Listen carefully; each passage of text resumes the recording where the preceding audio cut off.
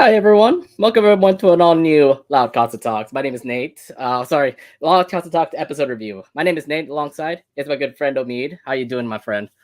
What is up, Loud Crown and Casa Crew? Hope y'all are doing good. I know I certainly am because my birthday is approaching That's soon. right. Your 12, birthday's coming up real soon, 12 actually. more days, baby. 12 more days. Let's I know go. that you're. I know And that you're count. going to be celebrating it big, considering that you're going to be in a certain area coming up. Oh, yeah. Oh, yeah. You know Yeah, gonna tell us where? it. Well, why don't we celebrate my birthday by going to the wonderful world of Disneyland? Yay! So this guy's going to Disneyland. Lucky you. Yes. Although what's weird is that we're gonna go again in September. So it's like, okay, I'll meet you there, but like in a couple months. Yeah. Right. So yeah, that's how it is right now. But anyways, how's your week been? All good. I know we haven't talked since Sundays, but how's everything been?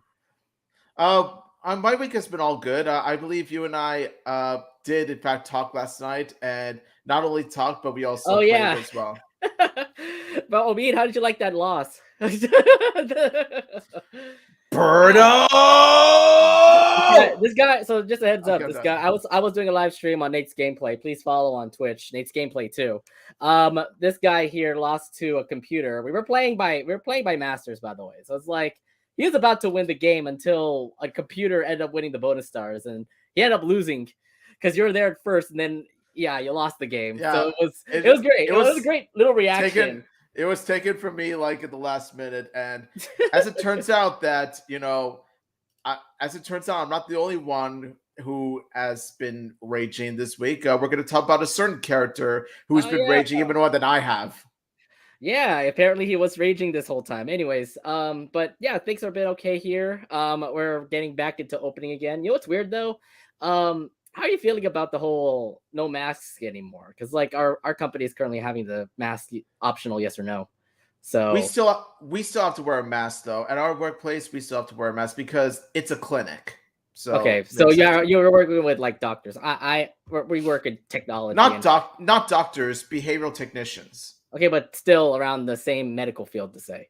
So yeah, I mean, it makes sense because you have to wear your mask all the time over there. But for us, it's like, oh, it's optional now. I'm guessing we can wear it or not. So I'm questionable about it, but at the same time, this is how the world is now. And to say the least, everything's opening up, so I'm pretty happy about that. Me So too. yeah, we got a lot of big things happening up around here.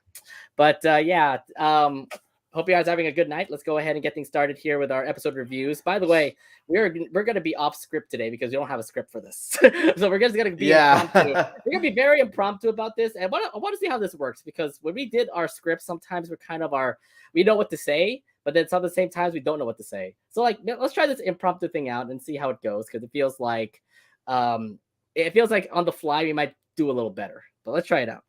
All right, so let's start off with the first episode. It's called Musical Chairs. And let me get the synopsis here. See, already messing up already because I don't know the synopsis of Musical Chairs. See, I have to. So what's weird is that I'm the one who's pretty much making everything, and I'm like, gotta do this right and wrong, but whatever, it's okay. All right, so the plot here says Lincoln convinces his teacher to join the Doodads in order to get a better seat in class. All right, so let's start off with the beginning of the episode here because it just feels so bad for Lincoln considering that he's in a bad situation. Look, he has a chair that's next to Chandler, and of course Chandler keeps on bullying him, and he tries his best to at least ease the situation by actually asking Mr. Bullhoffner to get off the like give him to a different seat, but he says no. This situation here just feels like Lincoln's so sad. It feels that Lincoln's so bad considering that he has a bad seat with Chandler. I mean, how do you feel about the first scene? Because it seems here that he's having it worse with Chandler pretty much bullying him. Chandler, why do you exist? Why do you exist? Really? Like you don't serve any purpose in the series he hasn't other than gotten being a any bully better. of the He show. hasn't gotten any better either, which Exactly. doesn't make He's any sense because like we have so much opportunities to actually get him better to say. We had broadcast blues, for example, but yet Chandler still is there being a bully to Lincoln. I'm like, okay, I thought we were gonna make you better, but no, it didn't. no. After Cheers for Fears, I lost all hope. There was Honestly, a chance. There was a chance that he would actually, get better from that. no. He actually got worse. He actually got Mm. worse. I find that very surprising. Anyways, yeah, in that situation, I mean, how did you feel about Lincoln? Because it feels like he was kind of in a rut there. Dude, I feel bad for the guy. Like he has to put up with all of Chandler's BS, like from like in the seat. It's just he's been making Lincoln's life hell, and it's making him very hard for him to concentrate on his class. Yeah. But unfortunately, Mr. Ballhofer doesn't care for some reason. By the way, I thought that Mr. Ballhofer and Lincoln were cool after rumor has it, but guess not. No, it's not. But then again, just he's just a teacher, so to say the least. It's not he's just that secondary character that could probably help Lincoln out. I mean, he did help Lincoln out, and rumor has it, but ever since then, he's just some random secondary character that can help him or not help him, depending on how things are. But yeah, I just feel bad for Lincoln considering that he had to deal with Chandler bullying him and the fact that he couldn't be able to get a seat that he wanted. So in the end, you pretty much have a sticky situation here. That is until Lincoln's friend said, "Hey, why don't you butter him up?" So what does he do? What does Lincoln do? Do what it takes to actually get him to actually change seats and stuff. So at the same time, he was trying his best to at least I forgot what it was, but I know Lincoln was supposed to like what did he do before they knew that Mr. Bullhoffner actually had like a playable instrument? Um, like before Mr. Ballhofer, Yeah, before they knew Mr. Bullhoffner had the drum. I don't know what did Lincoln do again? I forgot.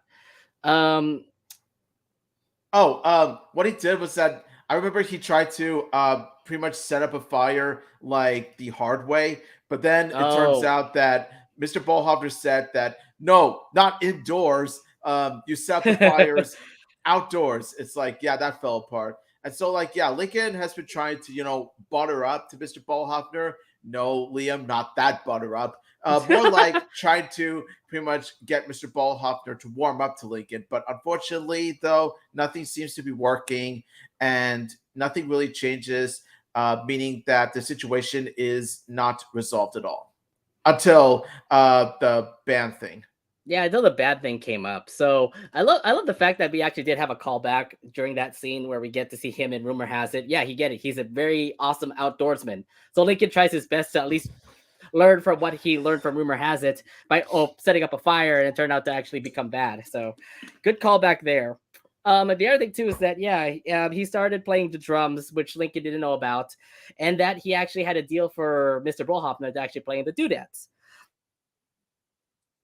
It looked Yep, like it that's was true. The two yeah, dads are back from Dad Reputation. which I thought was which is now a thing now. I'm guessing they're really gonna put the doodads a lot now, which is great, which is like good continuity here, guys. Thank you for pretty much calling back a season 5 episode that we never that we thought we're never gonna have that band again, but no, they're still back, which is great.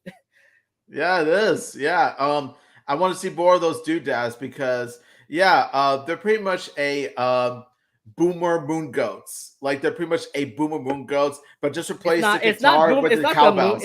It's not the moon goats though. Okay, the moon goats is a different old story. No, but boomer version Boomer of boom version. goats. Okay, would you call it Except, that? A boomer version of the?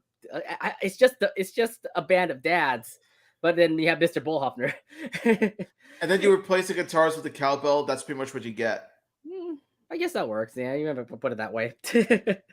um, but yeah, he started playing with the doodads, and the thing is, like, the doodads accepted him.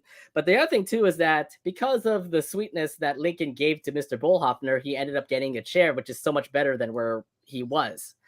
But the other thing too is that at the end, sorry, with the good seat that Lincoln has, Mr. Bullhoffner would actually not be a good bandmate to the Doodads. We saw that he would become such a boss to say, like a really bad boss. He wanted this to happen, he wanted that to happen. He even dressed up as Vikings. So I was like, what is going on here? Why is Mr. Bullhoffner like this? I didn't expect this from him, but Yeah, yeah, yeah. He's worse than Luna was in House Music. actually, yeah, he is worse than that. You remind me of that, by the way. Like, yeah, Luna started to be a boss too, and Luna started to like be heckling towards the louds, and I didn't expect that from Mr. Bullhoffner because, well, and then again, like Mr. Bullhoffner never had a lot of like emphasis about him. Yes, he's a great outdoorsman, and he's gross, but I didn't know he actually played in a band, and I didn't know that he was in a band before that it broke up because of his bossy attitude. So Yeah, Yeah, it's he's not great. like honestly, I would have been like this would have been an opportunity for Lynn Senior to say to Mr. Ballhopper, "You are out of the band, out of the band." Yeah, you could have done something like that. Actually, Lincoln does say that later in the episode, by the way. Yeah, Um, but here's the thing too. They wanted. So the thing is, like, the dudettes want to kick out Mr. Bullhoffner, but at the same time, because of the reason why Lincoln wanted Mr. Bullhoffner in the band is because of, he wants that seat. So what's crazy is the fact that the doodads actually would still accept Mr. Bullhoffner into the band. So how do you feel about that? That Lynn Senior would say, "We'll do this for you, Lincoln." I love that moment. Like honestly, like this is how you do a Lincoln Loud episode situation properly. Like this is how you do it right. Like instead of Lincoln continuing to lie or find a loophole around it, what he does instead is that he comes clean and he pretty much vents out to Lynn Sr. and the dads that Chandler has been picking on him and that he needs Mr. Ballhopper to stay in the band so that Lincoln won't sit next to Chandler anymore. And you can see, like, this is one of the standout moments right there. Like, Lynn Sr. has to keep Mr. Ballhopper for Lincoln's sake. Like, I was just like, yes, that is an awesome father moment right there. Like, and I love how the other bandmates agreed to this as well because they said that their dads, they would do anything for their kids. So imagine if Clyde was in Chandler's situation, then Harold would do the same. Imagine if Rusty was in this situation, then his dad would do the same as well. So I really like that, fatherly moment. I think this is a good moment. Just the fact that, like, the dad, like Lynn Senior, would actually step up to help out his son in this situation that he would be in. So I mean, it's a sacrifice to the band because the band ended up to be great in Royal Woods, considering what happened over Dad Reputation. So when you see Mr. Bullhoffner try to become part of the Doodads, you know what happens next. It just turns out to be all mayhem. So it's weird because it's like, Lynn, do you really want to sacrifice this for your band's reputation? But at the same time, I love the fact that, like, this was a good son, father son moment here, so that Lynn Senior actually can help Lincoln out in this situation. So I thought it was actually pretty sweet. But here you go. Yeah. They actually do perform, by the way, all together. These doodads, for example.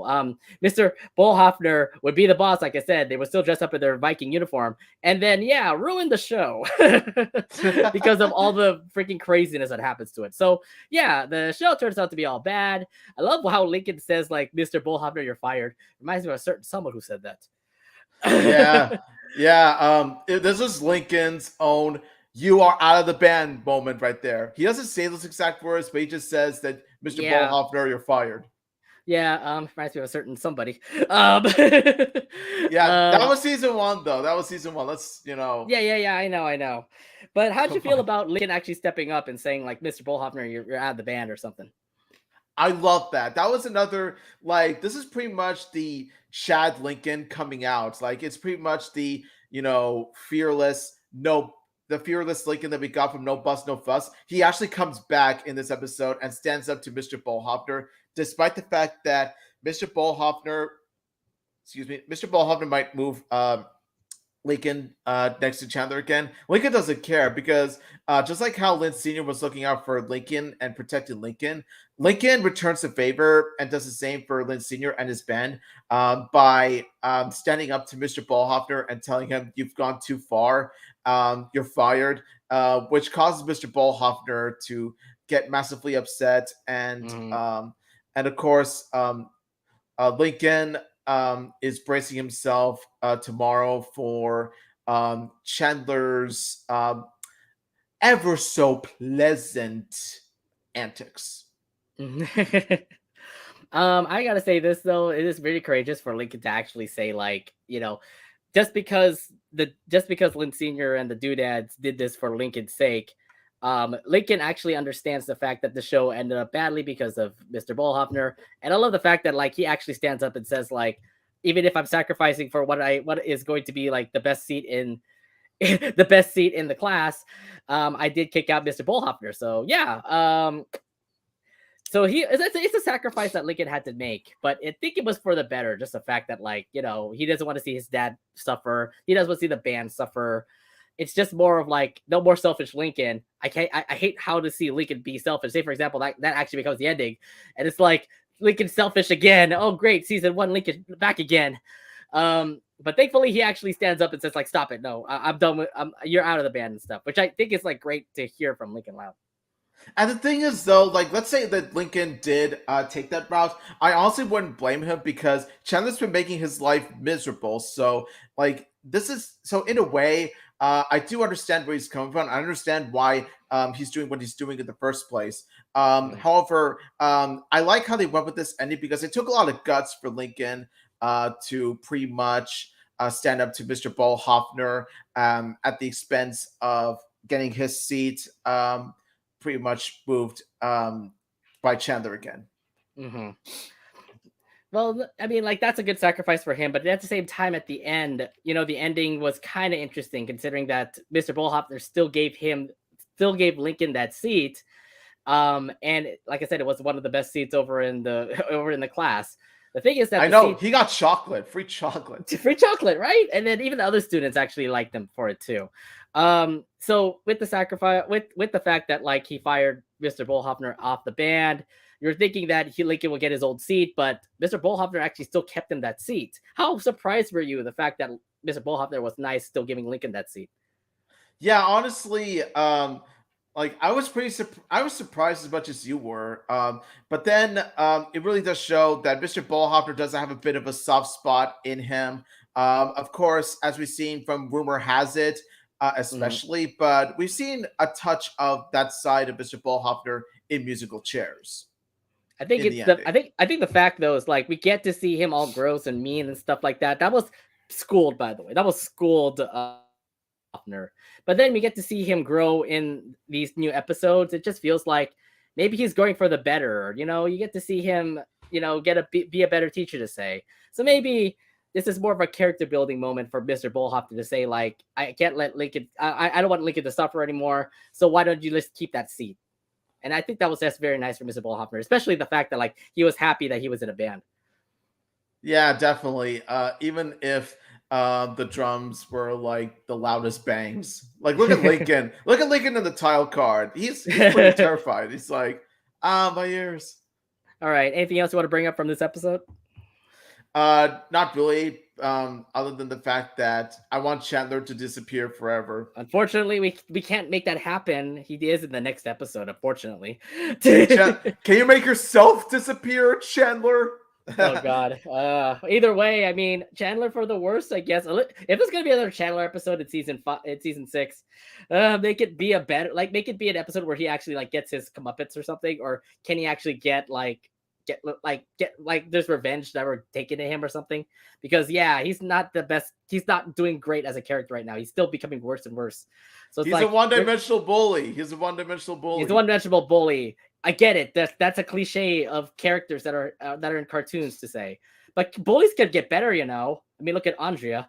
Exactly. Well, that's the thing. Like, in terms of bully characters, thankfully, especially in modern cartoons, yeah, they have shown to have more Yeah, depth no, like I said, than the '90s bullies. they've shown to improve. Look at the Disney Channel characters like Pacifica. Um, Yes. yeah, you see a Pacifica. I could go back to Kim Possible, Body Rockweiler. But yeah, why couldn't we have something like this where Chandler actually is not a bully and actually start to improve? Exactly. Because it makes it feel like a stock character instead of a real Right, a character. character that actually Uh, has like other like that actually has like, well, how do you say like it? Like a has depth. That like a actually real has depth. person, instead of just a stock character. Yeah, unfortunately, we're actually keeping him as a stock character bully. All right, I mean, how would you rate this episode? I would honestly rate this episode an 8 out of 10. This was definitely a worthwhile Lincoln episode. Chandler comes back to, like like I said, I can't stand Chandler. But Of course, we don't. I love Lincoln's motivations behind what he's doing. because honestly, I wouldn't blame him because he is trying to learn and he's trying to adapt to Mr. Ballhopper's class still, even after school. But the fact that Chandler makes it so hard for Lincoln to do, of course, pushes him to the limit, pushes Lincoln to pretty much um, do whatever it takes to make sure he never sits next to Chandler again. And honestly, if I were in Lincoln's shoes, I would do the same. So for me, I would also give it an 8 out of 10. I think this is definitely one of the better Lincoln episodes to say because look, he's standing up for his dad just to make sure that. Well, the thing is that yeah, we get it. Lincoln's in a weird situation where he doesn't want to have a seat next to Chandler, so he would do whatever it takes to actually butter up and make Mr. Bullhoffner like Lincoln. And heck, look what happened. He got him in the band. Of course, he also had to make that sacrifice where he had to say like, get out of the band. At the same time, I love how Mr. Bullhoffner also built in character as well because he's also nice. He's also a nice teacher. He's not one of those like teachers that could be like really angry or something like that, like very strict to say. Mhm. Because that's what we're thinking when we saw him back in school. Now look at him now. I mean, like rumor has it, other episodes for Mr. Bullhoffner, it just tells you like maybe he's actually growing a bit. I was hoping the same for Chandler, but unfortunately that wasn't the case. But to say the least, yeah, I would say this is a good body moment between Mr. Bullhoffner and Lincoln. Plus, the other thing too is that we haven't seen Lincoln in the classroom for so long, and now we get to see, yeah, we get to see one of those episodes again. Remember last time we saw him in the classroom, schooled.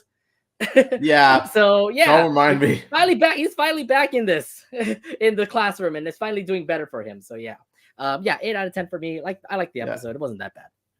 yeah, All don't remind right. me about Chandler being in school. Oh boy, And Miss yeah, I don't know that. All right, let me put up the next episode. All right, there it is. All right, let's head over to our next episode. That aired at the same time on March 25th. It's called Taunting Hour. Synopsis here says after Lincoln tries to help Lynn get over a heckler at the soccer game, the lads realize they all have critics. So the episode begins actually with Lynn's game. Lynn had a bad game due to Scoots heckling at her. Like it made her absolutely nervous. She ended up getting emu legs. She ended up having a bad game to say the least. Of course, Lynn gets pissed off, and obviously it was just all bad for Lynn.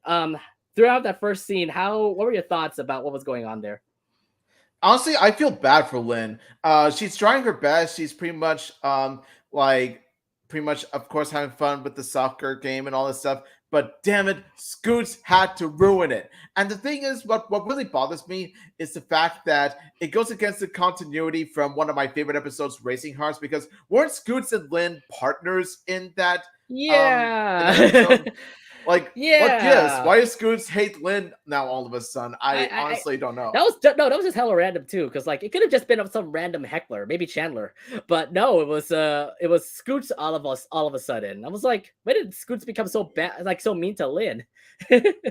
I mean, it's not like I said, not the worst thing she's ever done. The worst thing she's ever done, she created Flip still, but this comes close. Yeah, okay, yeah, that's true. He created Flip. I forgot to flip Miss Carol. This still But comes yeah, close. I like I said, I was surprised the fact that like Scoots ended up actually like bullying Lynn. And I get it. Like you get a heckler around the crowd, you will obviously have a bad game, and hence what happened to Lynn Jr. It makes sense for Lynn to get pissed off. She ended up actually getting like what 10, 50, 100 pound weight and start breaking the floor. And I'm like, yeah, you would probably get that. So yeah, I mean, I feel bad for Lynn Jr., especially in the beginning, and of course, with the heckler Scoots. Apparently, I didn't know that she would actually become mean, but yeah. So yeah, Lynn got pissed off. Lincoln. Now here's the best thing about this part here, though. Lincoln tries to comfort her by actually showing the other Louds as critics as well. I mean, I can look back at the synopsis here. You can look at the Burt Bean where Lynn Jr. has a critic from the hostess manager. Mr. Grouse doesn't like Lynn Sr. because of the food. Rita's workplace, there's a person who showed an angry letter to her. Luann having a lot of mean comments on her website, laugh out loud. Luann out loud, sorry. And then, of course, a scientist also like bugged at Lisa considering her presentations and all. So, first off, how did you feel about these whole critics and stuff popping up here?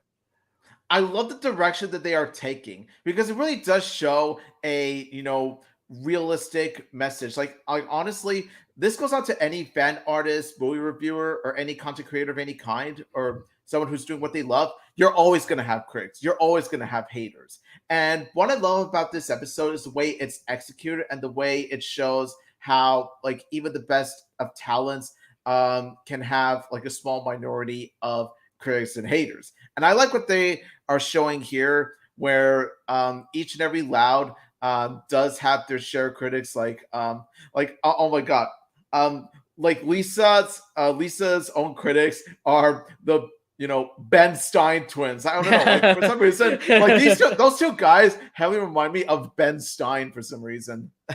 Oh yeah, maybe I get it. Like he's the monotone person that keeps on judging. Like, oh wow, I forgot Yeah. Bedstein, but yeah. And also the fact that when did the hostess manager hate the Moon Ghost? If she hated the Moon Ghost, why she hired them in the I first don't place? know. It's interesting because like she ended up being a part. She ended up actually helping the Moon Goats actually have a gig over at the Burnt Bean, and then they kept on playing there for so long. Maybe she got annoyed at the fact about that same song. I don't know. Um, I don't know. it all depends. Maybe it's the let it go to her. Like, how like when you're at first, like, Mhm. how some of the fans are pretty much they at first they love let it go, but then after listening to it over and over, Yeah, they get I feel tired like of the part where they hate it. that's true. It could be something like that. I mean, yeah. I mean, from the way I'm hearing the Moon Ghost, I think they play the same song currently. Yeah, maybe So that could be it. But then again, she could have just said, like, why couldn't they always play the same song, it's repetitive, instead of this whole you know, oh, they play worse than my grandma's piccolo band, which I'm just like, excuse me, bitch, you don't know music talent when you see it, okay? no. How dare you? How dare you diss my girl? How dare you diss my ship? How dare you diss the Moon Ghost in general? Okay, you have no taste, woman. All right, you have no taste. I'm I'm boycotting your Bird and Bean coffee Okay, place. I'm so boycotting. everything from the Louds is absolutely relatable. You will have your critics, like Lynn Senior having Mr. Grouse hate his food. Rita having bad letters sent to her because of the bad a bad column that she writes, or Luann having bad critics considering that she's a good comedian, but at the same time there are commenters out there that will probably troll her.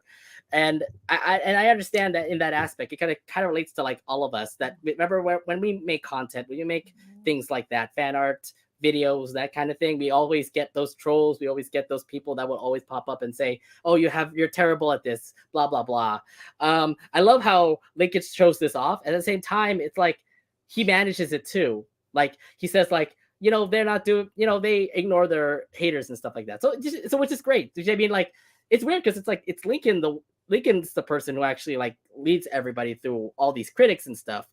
And it just tells you like, hey, I tried to man up on this, and look at him now. Like he shows Lynn the critics, and it made Lynn so much better. By the way, like it made Lynn feel so much better. So it's like a really awesome moment to actually see Lynn and Lincoln actually like, Lynn is having a bad day. Lincoln's just showing the fact that like everybody has critics. I mean, you have one with Scoots, and then these Louds also do have critics as well. So it's like you're not the only one. And I feel like that's an Yeah, amazing moment with Lincoln and Lynn. but unfortunately, though, like once Lynn reveals, Lincoln and Lynn revealed that it's not just Lynn; it has a critic. It's also some of the others. It ends up, yeah, Lincoln did make Lynn feel better, but at the cost of the feelings of some of the other family Just members. yeah, Like, oh my because god, because Poor Luna especially. I just want to hug her. Like, uh yeah, you get to see everybody who's pretty much the manager. Okay, in your case, yes, I understand you're gonna freak out.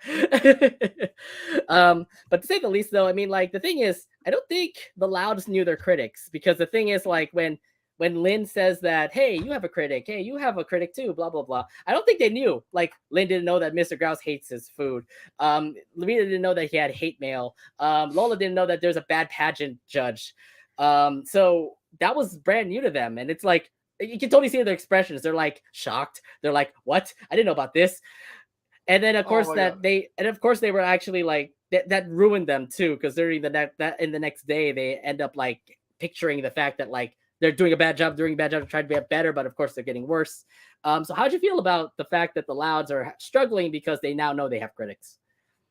Yeah, like I oh my god, their expressions on their faces, like oh my god, the way they captured the sad expressions on their faces, oh my god, it is just it really broke my heart, especially Luna. Okay, like how dare you guys do that to Luna? I was like, come on, like oh man, those Hmm. eyes, man, those eyes. Yeah, I felt bad for them once they learned that they have their own critics. But then again, I'm kind of wondering like why they didn't know about this sooner. They were, but then again, like I said, it's to help like enhance the message, the important message that content creators and those that do what they love like all need to learn that like this is pretty much for anyone who wants to do what they love. And you do see how it badly affects them once they hear about it. Like they have Hmm. trouble sleeping at I haven't. night. Yeah, And they have hallucinations and all this stuff. They just have bad days overall. I felt like they absolutely got stricken the fact that they ended up what is it, having those critic stuff. I mean, the next day everybody starts to obviously mess up considering the fact that they now have critics, so they try to get better. Of course they made themselves worse and all that. I love the fact that like for some of the characters they have their hallucinations, and it's like Lola for example with the bad judge. She would actually look at the judges table and actually saw all three of them, and it's like I'm messing up um the Grouse and Lynn Senior. She's absolutely hating that. So Rita with the bad mail, yet getting so much mail up to her face. Luann with the bad comments, again getting disappointed by that. I love. I mean, in Luna's case, by the way, look, she's literally just chilling, and then she ended up seeing the magic everywhere, like with with his road with his chunk, and then you also get to the bandmates who eat the face too. And I'm like, oh no, Luna, I'm sorry for you. I know But that the Karen. yeah, seeing Sam's face with that is that's pretty Also, creepy. doesn't the manager have a semblance? Like she looks like she's Sam's mother. So I'm just like, if she's really Sam's You know mom, that's what? actually really Look, bad. people have been rumoring about that. I'm guessing not now. The Because case. If, it can't be the yeah, case if she starts criticizing her daughter's band to say.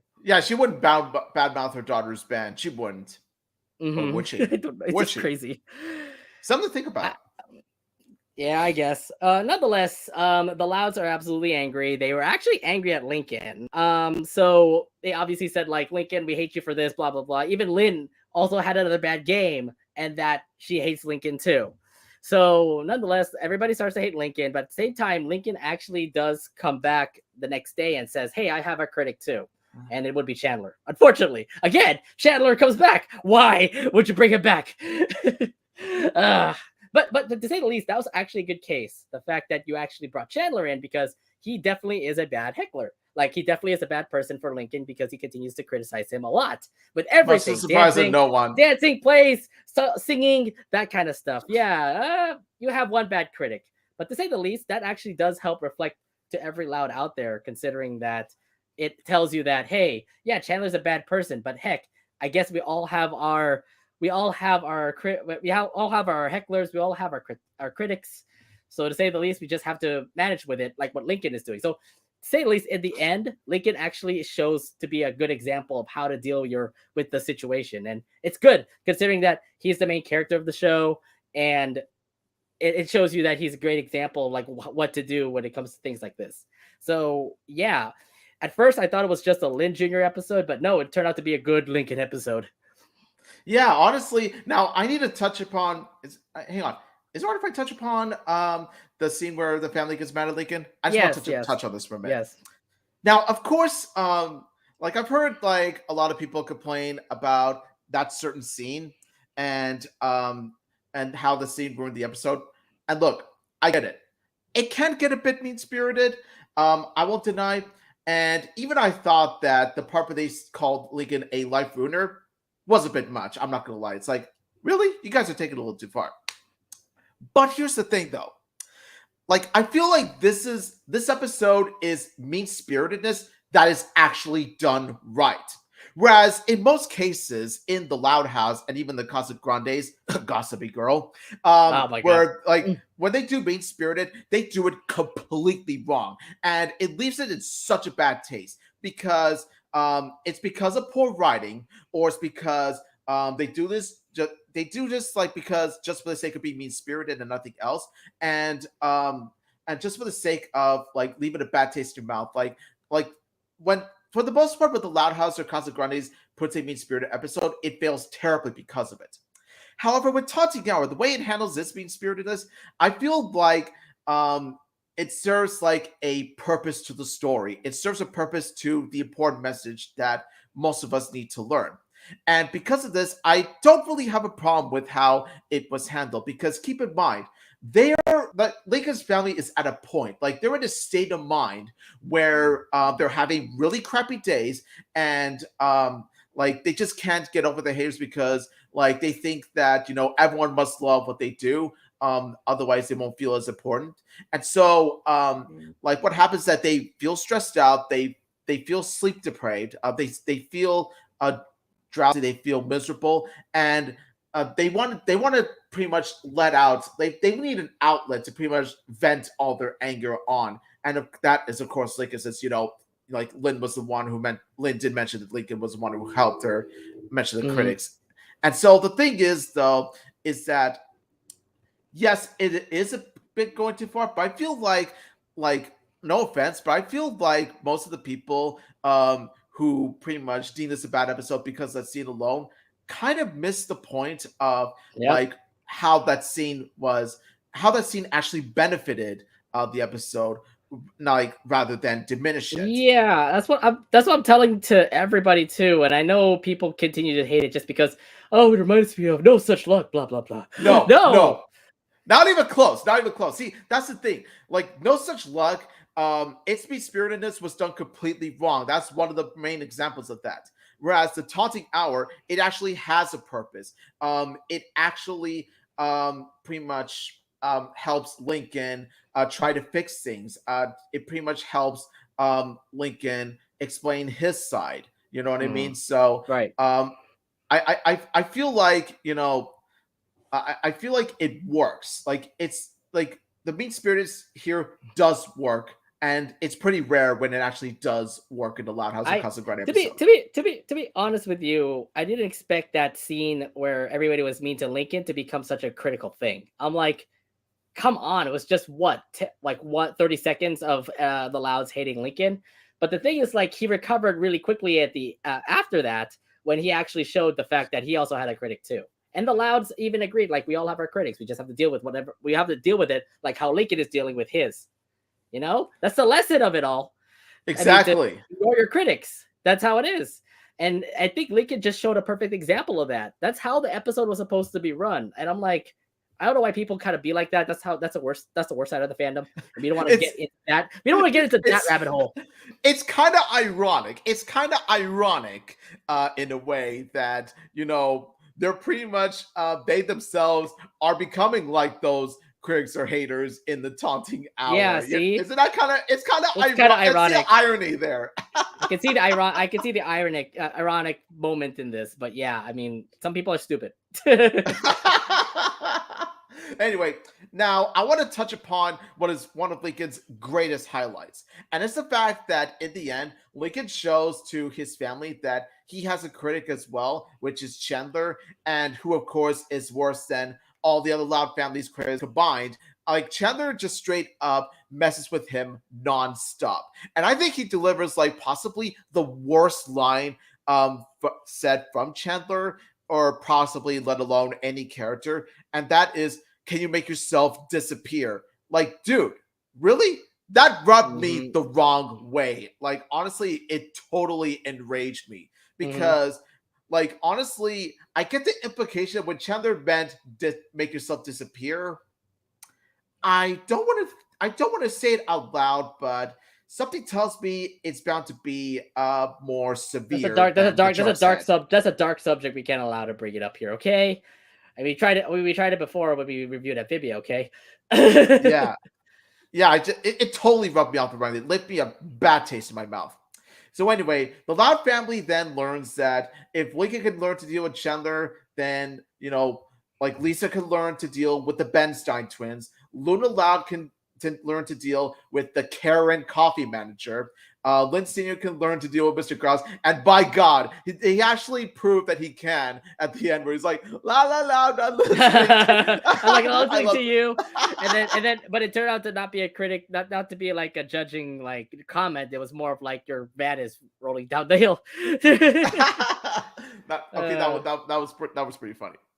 So yeah, overall with this, like especially with how the ending was handled, I gotta say, I love the empowering message behind it. It pretty much ended on a very powerful note, because it doesn't sugarcoat the real part of life that like not everyone's gonna like what you do, and I also like how once again it portrays Lincoln on a good positive light in which he's willing to go out of his way to help his family, even after the family pretty much becomes angry with him. Like Lincoln decides to explain his side and pretty much teach the lesson to the Loud family, that in order to get through what you do, you just gotta ignore the haters.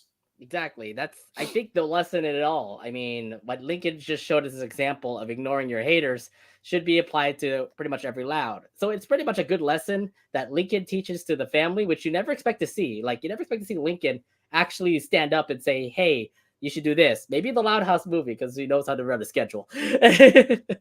so yeah, Lincoln's starting to become grown up. He's starting to actually mature, which just makes me feel proud that we're actually loving Lincoln right now. And it's like, yeah, great. Can we actually have more of that? Yes, I want to see more of this Lincoln. Like I said this before when we talked about the impact of schools. I'm gonna say it right now. We want more of this Lincoln. We want more Chad Lincoln. Let's go. Yes. All right. Anything else you want to bring up from this episode? Yes, honestly, I'm just gonna say this right now. This episode manages to do right what Much Ado About Nashi did completely wrong. Like Oh God. honestly, oh my god, like Much Ado About Nashi was just, it simply put, a contrived cop out. It went with took the easy way out by saying that, oh, like it turns out that it was just a butt dial that gave Yeah. Lynn Senior a bad review. Not by the simple fact that, oh, there are always going to be people that don't like what you do. No, it's the butt dial. Let get it, because everyone must love Lynn Senior's review, like everyone, the whole right world.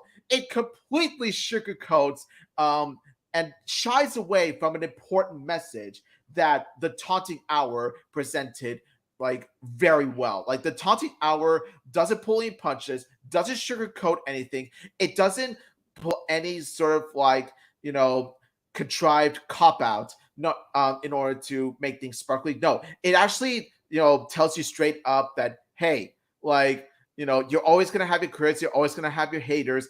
Keep doing what you do, keep doing what you love. Don't let them get to you though. Like I love that about Taunting Hour. Like the Taunting Hour, like I said, in a way, Taunting Hour is pretty much like Achy Breaky Heart, but even better. It's an even better version of Achy Breaky Heart, in my opinion. I have to say this though. I mean, you never have a good lesson about the family. I think the last time we ever had that was probably Head Poison Anxiety.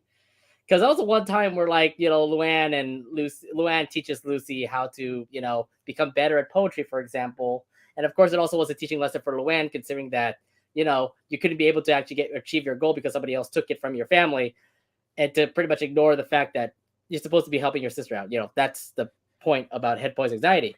So, family moments like this where you actually learn a lesson from the family. I mean, it's something I really like to see. Like, I just hope we get more episodes like this, because it's like we get to learn a whole lot. I think it's great. But yeah, um, no, I would say a really good episode. I mean, what's your rating on this?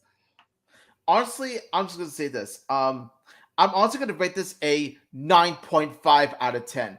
Honestly, Nice. this is the peak of the Loud House season 6. Like honestly, it's the best Loud House season 6 episode by far. I don't care what anyone says.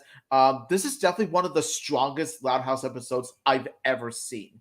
And like I said, it's mainly because of the fact that Lincoln is one of Lincoln Loud's best appearances. Of course, it shows that Lincoln and Lynn chemistry as siblings, and of course, it presents a very deep and important message, and it's executed very well just by the fact that you see each of the Loud family going through the stages of coming to terms with your critic or hater.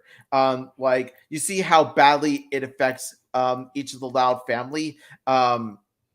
And up to a point where if they reached a boiling point where they had to vent it out to Lincoln, and after that, Lincoln decides to pretty much become Chad Lincoln and pretty much tell them, like, give them an important lesson in life. Like that's a very important lesson in life, not just for Loud family, but for all of us. That we shouldn't let our critics or haters get to us. We should continue doing what we love, and you know, like yeah, like I said, because that's very healthy. That's also a healthy way to do what you love, except the fact that there are people that are not going to like you, but still, though, ignore them and just keep doing what you're doing. That's the big lesson about this episode. I feel like there was a good teaching lesson that came out of this episode, and I felt that it was relatable towards the family. I love the fact that Lincoln was the one who actually had to teach everyone about the critics, and I thought he actually did a pretty good job with the point of the fact that everyone has critics, even himself. Yeah, it did go in a certain route where he got sour to the fact that he even told everybody that says you all have critics. And then of course they had to also deal with the fact that like they have critics, they had to like, oh, they're all struggling and stuff. But I love the fact that Lincoln was able to bounce back and say, hey, I have my critic. Everybody has to pretty much deal with their critics like how I'm doing. So yeah, I say it was a good episode overall. Give it a 9 out of 10. Definitely one of the stellar episodes of season 6 so far, but we have a lot more season 6 episodes to review. I mean, I know one episode came out that got leaked, by the way, and I have to watch that, by the way. I Yes, did David too. Yeah, Steele, David Steele there. Steele, David Steele. Yes, and I didn't know that everybody else also have identities, especially Stella. She's great in that outfit. Yeah, I gotta watch it without being spoiled. I know, but I wait till Nickelodeon airs it. Nick, when you gonna air it? Come on now. Ay. All right. Anyways, so yeah, okay. So here's the thing too. Everybody else says otherwise. Omid. Everyone else says otherwise. I see 5 out of 10, 3 out of 10, 1.5 What? out of 10, Come 2.5 out of on. 5. You have anything to say about that? Yeah, I'm sorry. Tell me why exactly. Like, look, I'm all for different opinions. I'm all up for debate. That's why I'm asking you guys. Why you guys rank it so low? And please tell me that it's not just because of the certain scene I was telling you about. Come on, there's got to be more than that. All right. Besides that, let's move on to our next episode called a Bug Strife. Synopsis here says, where's the Bug Strife? Here we go. Synopsis here says, Dad tears the house apart, trying to find a cricket, ruining his peaceful day alone in the house. Now the thing is that this is pretty much a Lynn Senior episode, because this pretty much relates to two boys and a baby, technically, right? I mean, it's pretty much Lily and like two boys and a baby. Lily and Lincoln stayed over just to take care of Lily. Now that Lily's all grown up, now there's no need to actually have Lily not be with Aunt Ruth anymore. Now, I love the fact that it's Lynn Senior actually staying over. So it's pretty much two boys and a baby part 2, but this time it's Lynn Senior instead of Lincoln. How do you feel about this callback here?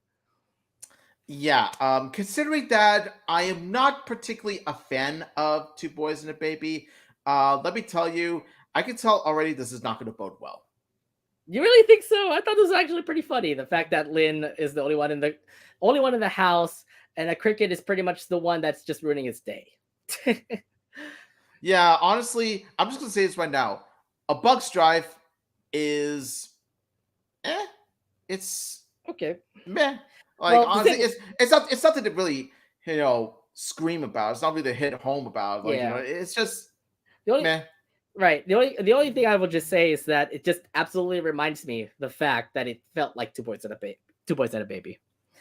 Don't think of it. Don't think of the episode, by the way. Just think of the idea. Like, oh, somebody's staying over from Aunt Ruth's. Yeah, Aunt Ruth. it's not as bad as Two Boys and a Baby, simply by the fact that it's not a boring cliche grow a boring cliche gross out. But Bug Strife is pretty cliched itself, and the comedy in this, particularly like between Lynn Senior and the cricket, like I said, it's pretty forgettable.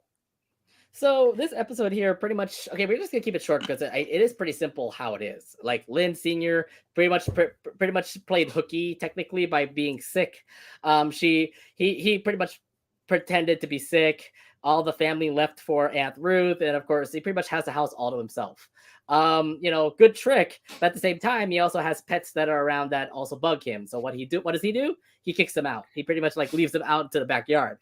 And of course, when that happens, a cricket starts coming in, starts ruining this whole day by pretty much like being everywhere. And the whole episode is pretty much that. Just Lynn Senior trying his best to take care of this cricket, and at the same time, he destroys his house. Omid, how do you like this whole idea, where it's just pretty much Lynn Senior and a cricket just trying to wreak havoc around the house? Loud House, when we said that we wanted to see, cricket again, we didn't mean a literal cricket. Come on. We didn't mean a literal cricket. Okay. When we were talking about how great cricket was, right? Like we want to see her again. We want to see more cricket, more cricket, more cricket. We did not mean literal cricket. I'm sorry. Anyway.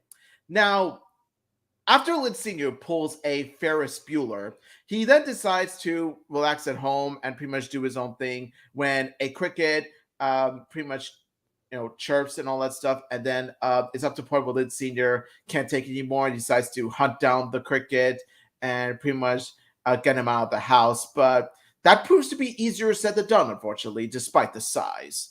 And like I said before, like Bug Strife, it's pretty much your typical, it's a typical Tom and Jerry sort of premise, where it's like, one big character chasing a little character, and that's pretty much all it is. It's something you'd expect from, let's say, a 30s, 40s, or 60s cartoon, nothing much else. My thing is that I just love the whole antics that happen in this. It just feels like I feel like it's just a cheap version of how the episode goes. Because considering that it was just Lynn Senior and a cricket. Well, pretty much throughout the episode. Yeah, you get to see the pets around, but to say the least, it was pretty much Lynn Senior and a cricket, and it just feels like it's a cheap episode. Like they didn't do any much animating. The only time you get to see the Louds is only at Ant Roots, where they literally were showing a 700 slideshow about malls. Obviously Lenny would love that. Nobody else will.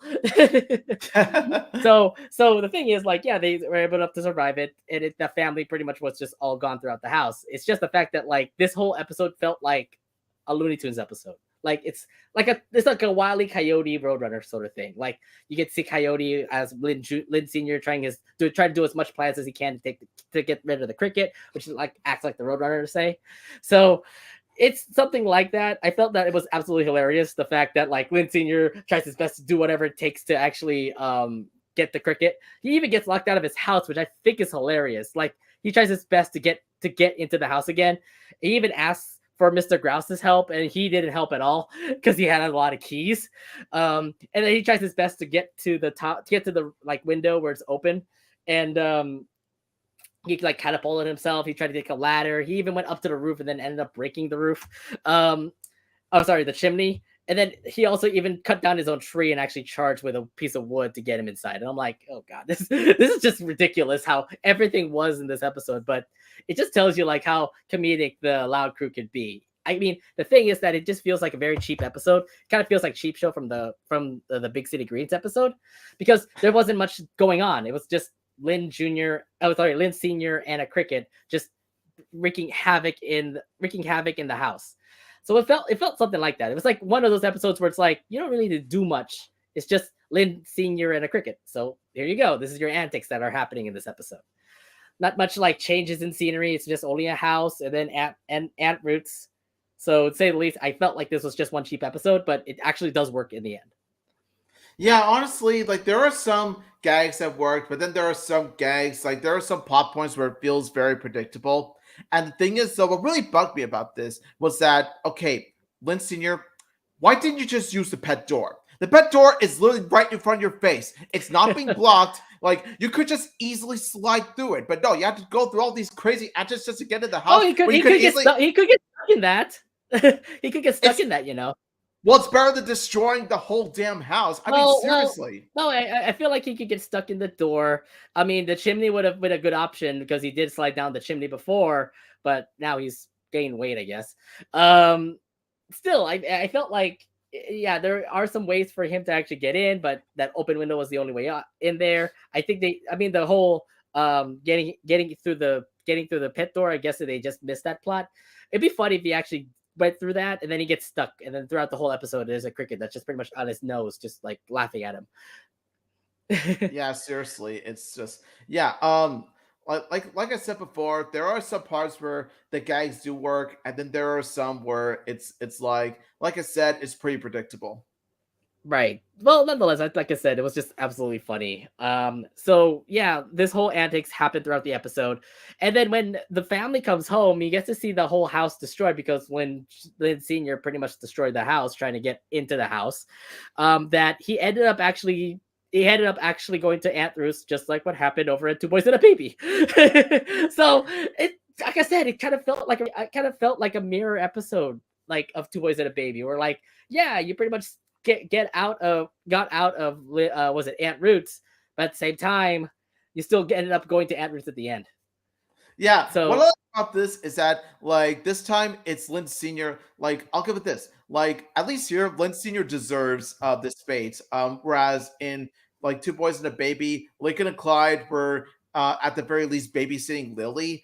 Though granted, it was to get out of Aunt Ruth's, but they were still bonding with Lily. Whereas here in Bug Stripe, he was faking being sick just to get out of Aunt Ruth. So in a way, what I like about this is that like it's pretty much like Lynn Senior getting his comeuppance. pretty much, yeah. I mean, the way that he played hooky, and at the same time, you still ended up actually still going to Aunt Roots, even if what your plan was is to get out of Aunt Roots, you still ended up going to Aunt Roots. And like I said, felt like what Lincoln and Clyde did when they went to skip out on Aunt Roots, and they both still ended up going there. Kind of felt the Yeah, same way. it kind of felt the same way, but at least Lincoln and Clyde did help like babysit Lily. Whereas Lynn Senior did for his own selfish reasons, Mm. just to play a stay at home, like by himself. Yeah. Either way, I felt like I mean we all could complain about Two Boys and a Baby. That wasn't the greatest episode, but to say the least, It was terrible. the whole comedic antics of Lynn Senior and this cricket here just made the whole episode feel so hilarious. That's the point I'm trying to bring up here. Like it's a whole cheap episode, but it's absolutely funny. Yeah, honestly, like it's a simple episode. Like it's not bad, but it's just a too simple episode. Like I said, it's pretty average. It's pretty average, not that memorable.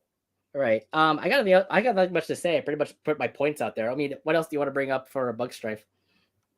Nothing much I want to say except like I'm noticing the I'm just noticing the pattern where it's like they try to get out of Ant Boots, but then they end up being stuck in Ant Boots. Not now. Keep in mind, Two Boys and a Baby, and this episode is not the only case scenario. Look at Ruthless People. Ruthless People. Okay, Lynn but Senior Lynn Senior and his yeah, team did try to get out of Ant Boots, but then they still end up in Ant Boots anyway. I'm noticing a yeah. pattern here. I feel like there's a pattern here. Like if you want to go to out of Ant Roots, you'll still go to Ant Roots.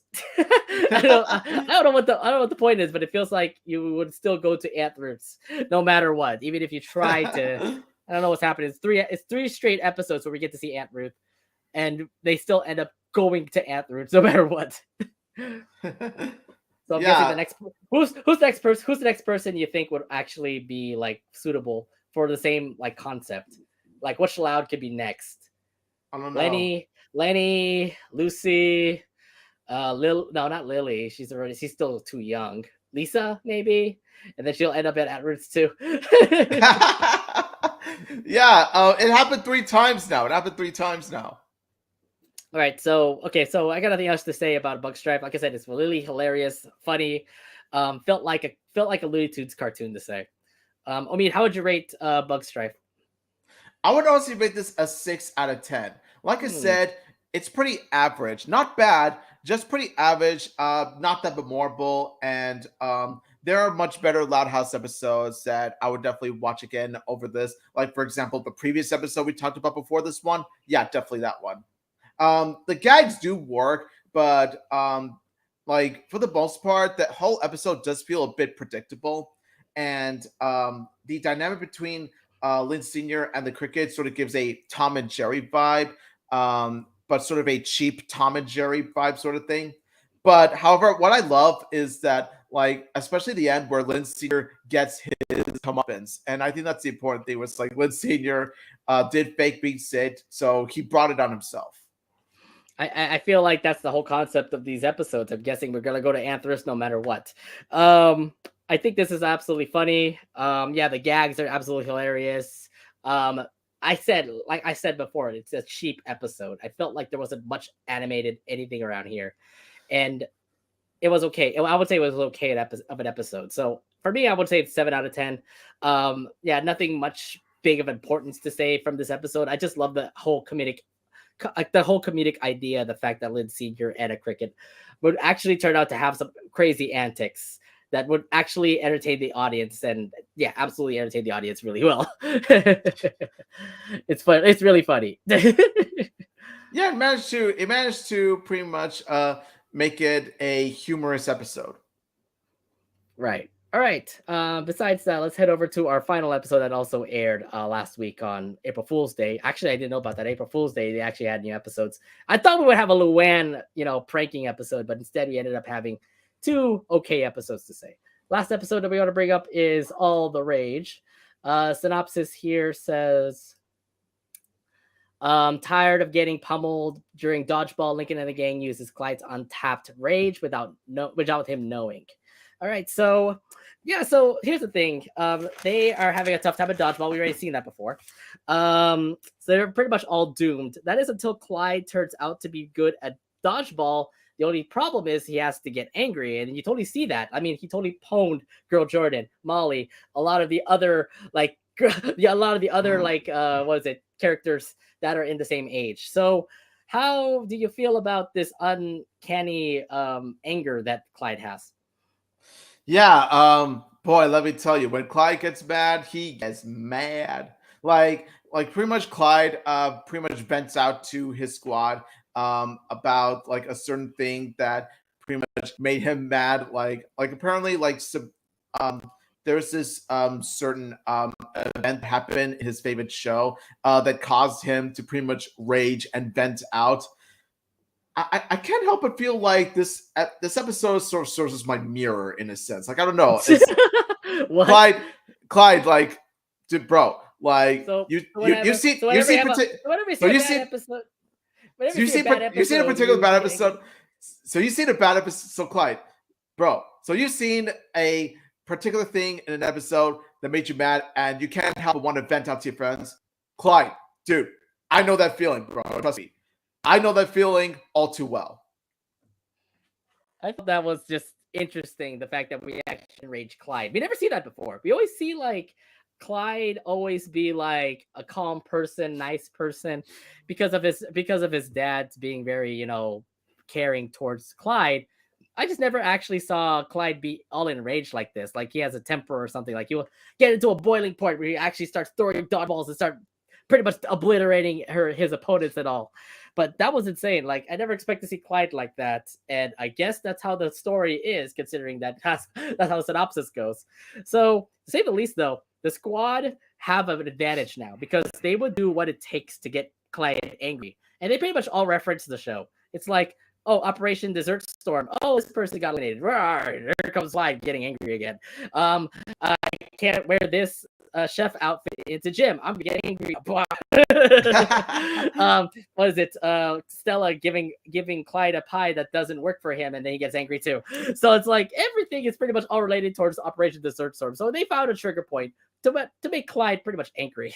Uh, how'd you feel about this? How'd you feel about them? This whole like Stella, Lincoln, Liam, Zach, and Rusty just doing whatever it takes to make Clyde angry. I mean, I get it. I get it. You try to do it just because you want to win these games, but I don't know if you really want to do it for your friend to say.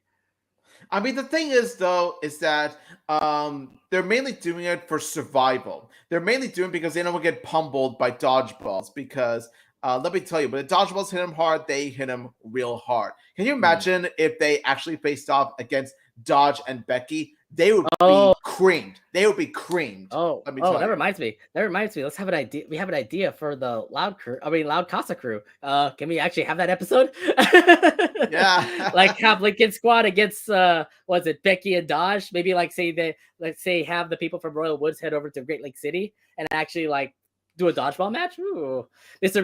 Bullhopper, if you're still the gym teacher, can we have that? Yeah, that'd be awesome. Yeah, I mean, if we actually had that, that'd be pretty epic to say. But then you also have to get Girl Jordan in that team too. But yeah, so here's the thing: like this was just all a part of Dodgeball Week. Like throughout the whole week, we get to see the squad pretty much dominate because Clyde turned out to be very angry. Here's the thing, though: it still didn't end because they thought it was gonna be Yoga Week the next week, but then Mr. Bullhopper still is going to be the teacher, so they're gonna have Dodgeball Week yet again.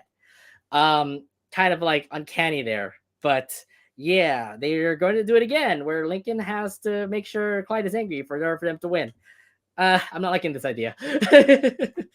um, but yeah, how do you feel about this now? Now that they have to do this again and again to make sure that Clyde is enraged when he plays dodgeball now.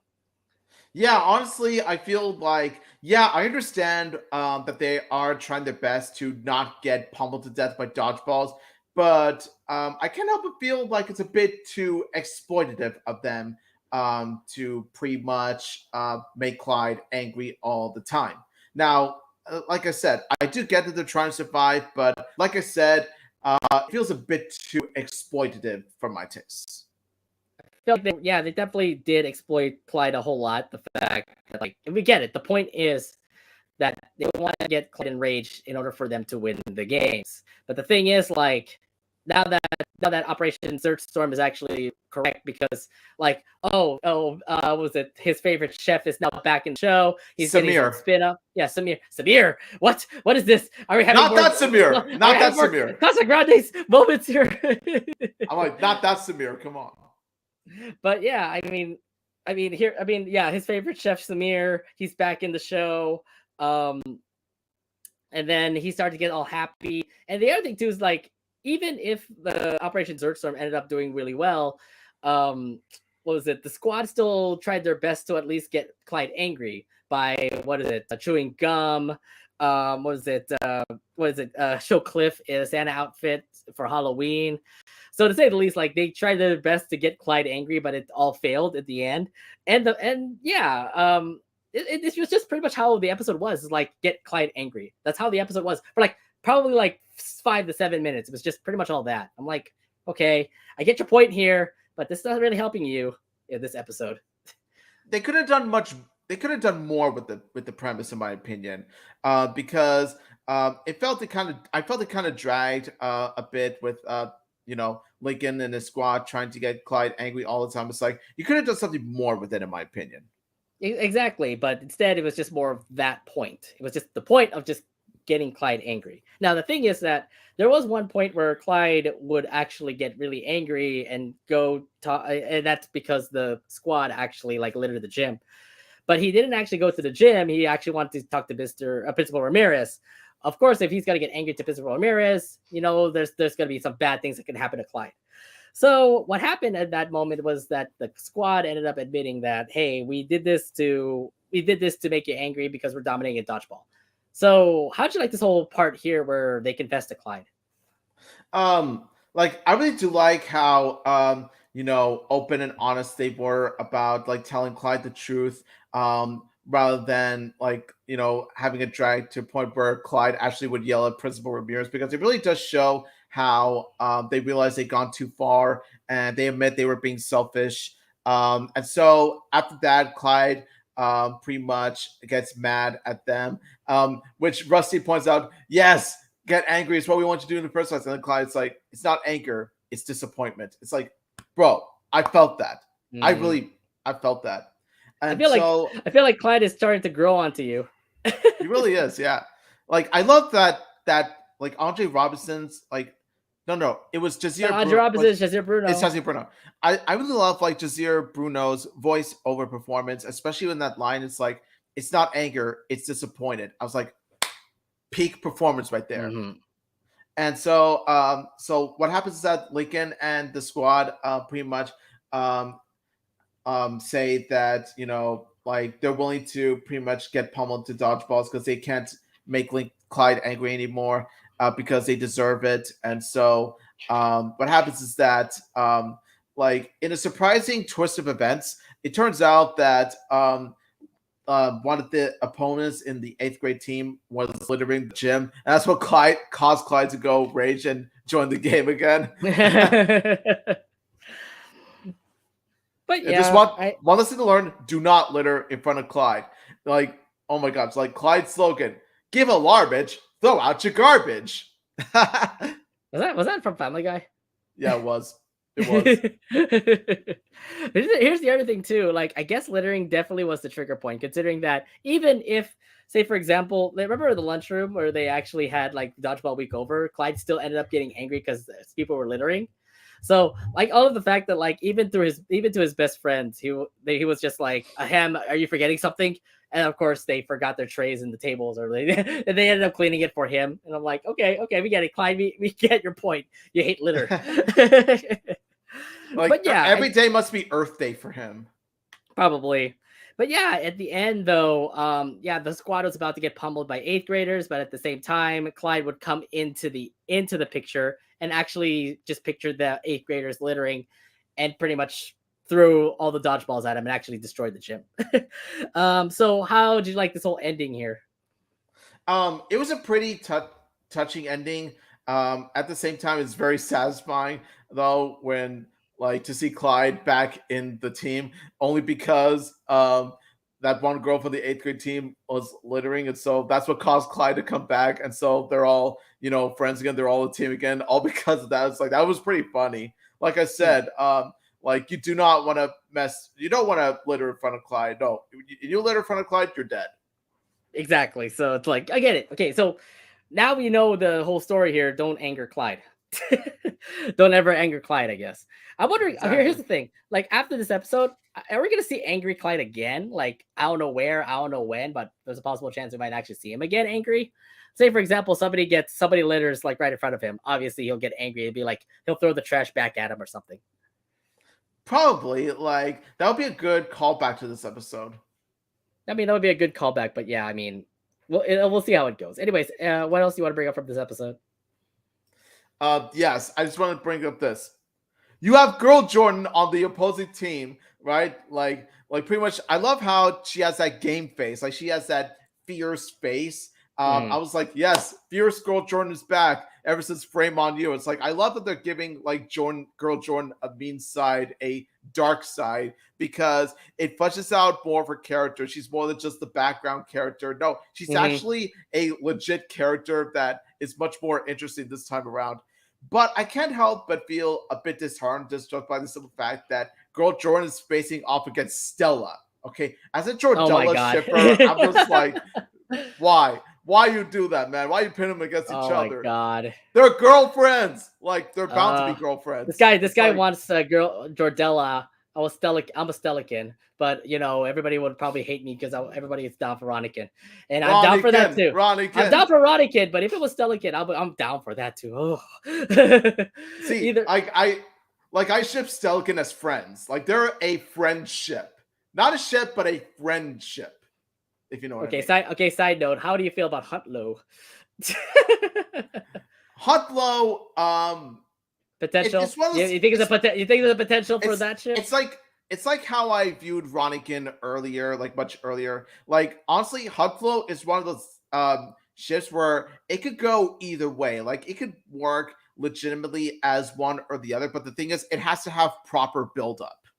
I think it's gonna happen. I mean, how the Owl House is running right now, it's gonna be really small of like a window, like what happened to Lumini. But I feel like it might happen. I'm sorry to my friend, but I feel like it might happen.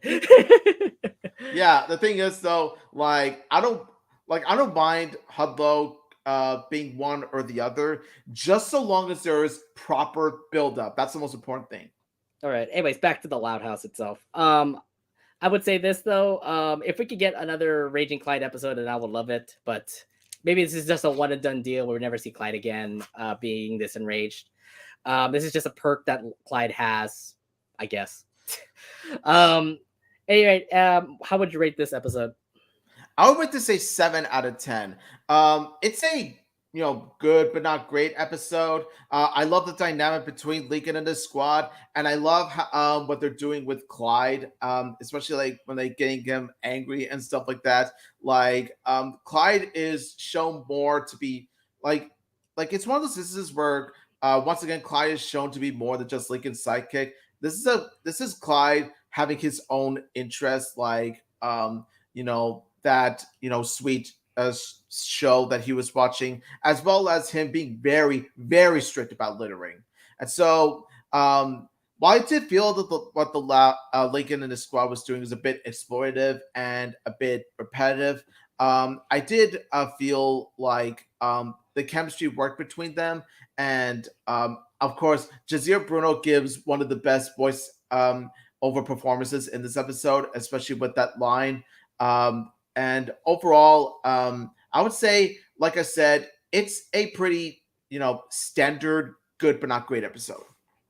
I would say this though. I mean, this is absolutely character building for Clyde. I mean, we always get to see him as a nice child with two gay dads, but I mean, this is something to build on for Clyde. I mean, yes, we get it. We don't anger Clyde, especially when it's something right in front of his face, like glittering, for example. Um, I think this is just absolutely a good episode. I mean, like the point is pretty much all there. You don't need to be that dumb to actually know that. Yeah, don't anger Clyde, and you'll become a winner at dodgeball. But that was just one. That was just one plot line. It was like, okay, is that it? Really? We're just gonna see Clyde this whole time, just continue to rage all the time. I guess it works. I mean, it was not bad of an episode, but to say the least, I got kind of tired of the fact that you kept on doing that and doing that all over again throughout the episode. So I say I give it an 8 out of 10. It's not that bad of an episode, but not of the repetitive stuff again. And if we do see that again, it just tells you like, Loud Crew, are you okay? Maybe you're not Yeah. doing good at the writing on this part right now. No, But no, yeah, 8 no. out of No, 10. like I don't like to say that. No, no, no. It's like I think that they're doing the best that they can. Well, I mean, like Though. in some episodes they don't do well, but then right at the moment, season 6 is still looking promising. Like I said, it's not bad. They have some good episodes. Yeah, I will say this though. They're lucky that he didn't turn into the inclinable Hulk. Inclinable, because well, he was technically like enraged that you kind of feel like he was already Hulk by the fact that he's just continuing to rage and throw dodgeballs at people and start to hurt them really well. But yeah, don't rage Clyde. He's pretty much Hulk, or Loudhouse's version of Hulk. Okay, well, that's pretty much it for us here. I know that we were running off script, so to say the least, next time around, we'll probably do it a little bit better. But I hope you guys enjoyed our impromptu Loud House review episode. Remember that you can also check out our Loud Casa Talks on all podcast providers. Go to Spotify, Anchor, Google Podcast, Apple Podcast, and all the podcast providers. Our episodes will all be there for you.